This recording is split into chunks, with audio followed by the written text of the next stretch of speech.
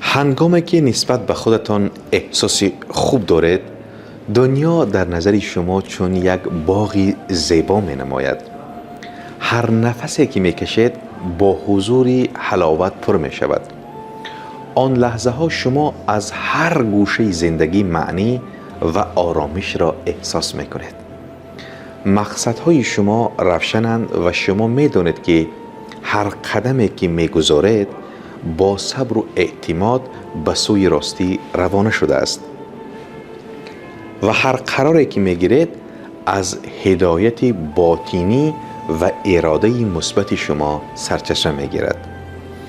در آن قرارها محبت، رحمت و صمیمیت نهفته است.